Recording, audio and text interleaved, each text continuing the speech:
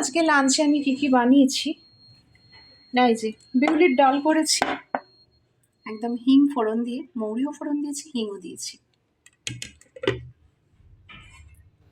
এটা কাটা মাছের ঝাল।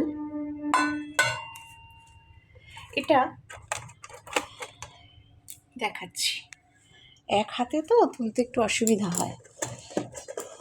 পেঁয়াজ পোস্ত আর কি, পেঁয়াজ পোস্ত করেছি। আর শীতকাল তো ভাতটা গরম গরম খেতেই ভালো, তাই একদম খাবার আগে আর কি করব। আর ভাতে অবশ্যই আলু ভাতে দেবো, কারণ বিউলির ডালের সাথে তো জানোই আলু ভাতেটা খেতে কতই ভালো লাগে। তো আজকের দুপুরের পেঁয়াজ পোস্তটা করেছি আরও এই কারণে, আমার মেয়ের খুব ফেভারিট পেঁয়াজ পোস্ত। আর যদি হয় পোস্তর বড়াও করতে পারি, সেটা এখনও ঠিক করিনি।